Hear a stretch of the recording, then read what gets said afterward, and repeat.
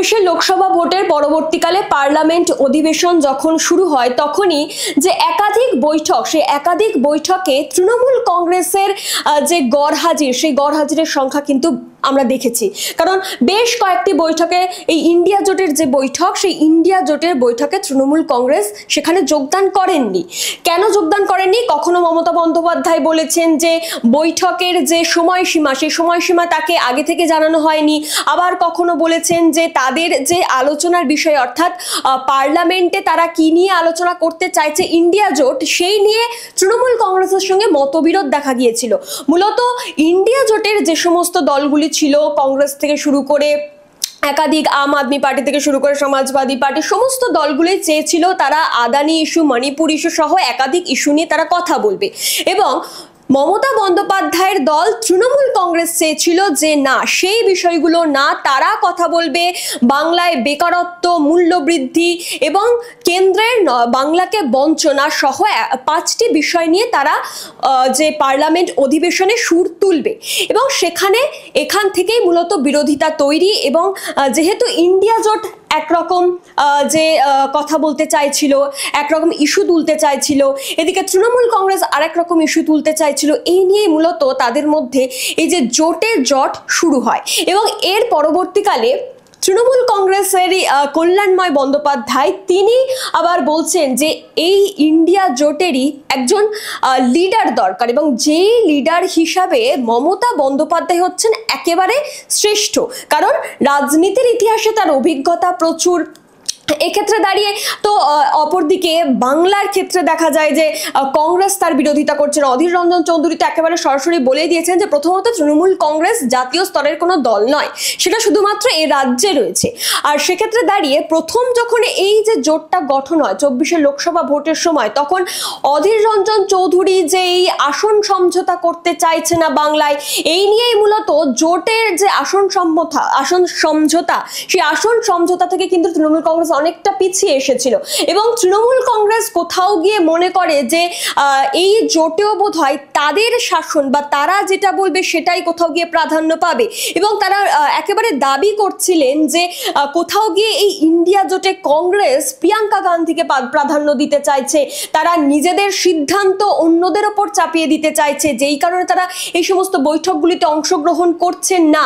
এবং একাধিক ইস্যু তুলে এই সমস্ত বৈঠকে দেখা যায় যে তৃণমূল কংগ্রেসের গড়হাজিরের সংখ্যা বেড়ে যায়। এবং এই যে জোটের জট ক্রমাগত বাড়তে থাকে। এবং খুব স্বাভাবিকভাবে এ নিয়ে তো বিজেপি এটার সুযোগ নেবেই। এবং বিজেপি কার্যত যারা বিজেপির সমর্থকরা বা বিজেপি যে সমস্ত নেতৃত্বরা রয়েছেন, তারা প্রত্যেকেই বলেছিলেন, তারা প্রত্যেকে এটাকে নিয়ে কটাক্ষও করেছিলেন যে জোটের যে বর্তমান পরিস্থিতি, সেই বর্তমান পরিস্থিতিতে তারা বাইরে থেকে দেখে হাততালি দিচ্ছেন।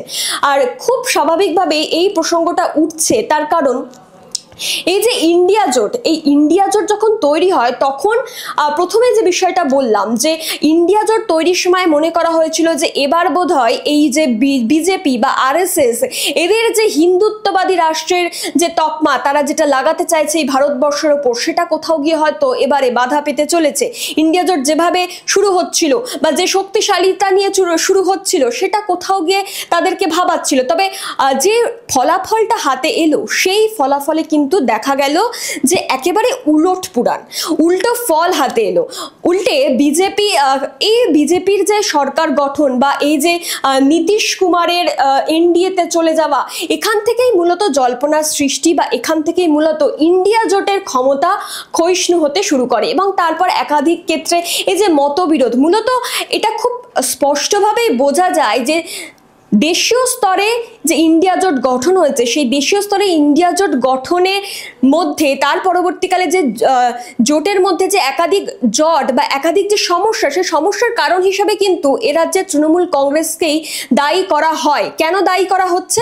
তার কারণ দেখা যায় যে এই বাংলায় কংগ্রেস এবং বামেদের সঙ্গে যে সংঘাত তৃণমূল কংগ্রেসের, সেই সংঘাতটাকেই কোথাও গিয়ে মাত্রা দিচ্ছেন তৃণমূল কংগ্রেস সেই ইন্ডিয়া জোটে। এবং যেই কারণে খুব স্বাভাবিকভাবেই এই যে বিজেপি বিরোধী এই যে সংগঠন, সেই সংগঠন কোথাও গিয়ে তার ক্ষমতা হ্রাস পাচ্ছে। এখন প্রশ্ন হলো, এই যে বাংলায় বিধানসভা নির্বাচন আসছে, এবং সেই সঙ্গে বিহারেও বিধানসভা নির্বাচন আসছে। এই দুই রাজ্যের বিধানসভা নির্বাচনে ইন্ডিয়া জোট কি আবার কোনোভাবে তার ক্ষমতা দেখাতে পারে? কারণ এই যে ইন্ডিয়া জোটের ক্ষমতা ক্ষয়িষ্ণু হয়ে পড়ছে, ইন্ডিয়া জোটের শক্তি হারাচ্ছে, ইন্ডিয়া জোটের জট বাড়ছে, এই সমস্ত বিষয় নিয়ে যখন টালমাটাল চলছিল তখন কংগ্রেসের একেবারে শীর্ষ নেতৃত্ব রাহুল গান্ধী তিনি জানিয়ে দিয়েছিলেন যে ইন্ডিয়া জোট তৈরি হয়েছিল শুধুমাত্র 2024-এর লোকসভা নির্বাচনের জন্য। এটা কোনো বিধানসভা নির্বাচন বা কোনো রাজ্যের জন্য তৈরি হয়নি, এটা শুধুমাত্র লোকসভা নির্বাচনের জন্য এবং কেন্দ্রে বিজেপির বিরোধী একটি সংগঠন তৈরি হয়েছিল। এবং সেই জায়গা থেকে দাঁড়িয়ে বর্তমানে তাই খুব স্বাভাবিকভাবে প্রশ্ন উঠছে যে তাহলে কি ইন্ডিয়া জোটের ইতি বা ইন্ডিয়া জোট যে এখন নমনীয় বা তার যে শক্তি হারিয়েছে এটাই কি তাহলে এর ভবিষ্যৎ? ইন্ডিয়া জোটের কি তাহলে আর কোনো ভবিষ্যৎ নেই? এ নিয়ে প্রশ্ন উঠছে, কারণ যেহেতু কংগ্রেসের যে শীর্ষ নেতৃত্ব তারাই জানিয়ে দিচ্ছে যে ইন্ডিয়া জোট তৈরি হয়েছিল শুধুমাত্র লোকসভা নির্বাচনের জন্য, বিধানসভা নির্বাচনে এর কোনো কাজ নেই। এবং আমরা দেখেওছি সেটা হরিয়ানার বিধানসভা নির্বাচন হোক কিংবা মহারাষ্ট্রের বিধানসভা নির্বাচন হোক, এক্ষেত্রে দাঁড়িয়ে এই ইন্ডিয়া জোট কিন্তু খুব একটা তাদের যে ক্ষমতা সেই ক্ষমতা দেখায়নি। এবার বাংলা বিহারের ক্ষেত্রেও যে তারা ক্ষমতা দেখাবে না এটা হয়তো কোথাও গিয়ে স্পষ্ট হয়ে যাচ্ছে এই সমস্ত বক্তব্যের থেকেই। এখন দেখার বিষয় রয়েছে, যেহেতু এখনো পর্যন্ত কিছুটা সময় বাকি রয়েছে, তাই এই বাকি সময় ইন্ডিয়া জোট কি কোনোভাবে আবারও তাদের ঘুঁটি সাজিয়ে রাজনীতির ময়দানে, অর্থাৎ এই যে রাজ্যের রাজনীতি বা বিধানসভা কেন্দ্রের রাজনীতির ময়দানে নেমে কি বিজেপিকে কোনোভাবে তারা ধরাশায়ী করতে চাইছে?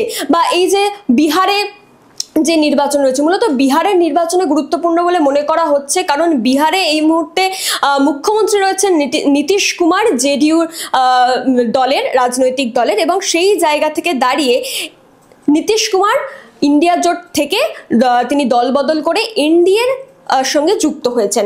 এবার এই এনডিএ কে হারানোর জন্য বা এই বিহারে নীতিশ কুমারকে তার পদ থেকে সরানোর জন্য কি ইন্ডিয়া জোট কোনোভাবে সেখানে ভূমিকা পালন করবে, এই নিয়ে প্রশ্ন থাকছে। তবে বাংলার বিধানসভা নির্বাচনের ক্ষেত্রে যে ইন্ডিয়া জোট খুব একটা গুরুত্ব পাবে না সেটা বোধহয় আমাদের প্রত্যেকের কাছে পরিষ্কার, কারণ সেই 2011 সাল থেকে মুখ্যমন্ত্রী মমতা বন্দ্যোপাধ্যায়ের নেতৃত্বে যেভাবে তিনি সংখ্যালঘু ভোট ব্যাংকে কাজে লাগিয়ে যেভাবে সরকার গঠন করে এসছে তাতে, এবং বিগত লোকসভা নির্বাচনেও যে ফলটা আমরা দেখেছি এবং একাধিক ক্ষেত্রে উপনির্বাচনে যে ফলটা আমরা দেখেছি, সেই জায়গা থেকে দাঁড়িয়ে কোথাও গিয়ে হয়তো তৃণমূল কংগ্রেস তারা এটা ধরেই ফেলেছেন যে 26-এর বিধানসভা নির্বাচনে তারা আবারও চতুর্থবারের জন্য ক্ষমতায় আসবেন। এক্ষেত্রে দাঁড়িয়ে হয়তো ইন্ডিয়া জোটকে তারা এখানে কাজ করতে নাও দিতে চাইতে পারেন, এবং সেক্ষেত্রে দাঁড়িয়ে কংগ্রেসের তরফ থেকে কি এখানে কোনো ভূমিকা নেওয়া হবে বা ইন্ডিয়া জোটকে কি এখানে কাজে লাগানো হতে পারে 26-এর বাংলার বিধানসভা নির্বাচনে, এই নিয়ে তো প্রশ্ন থাকছে। তবে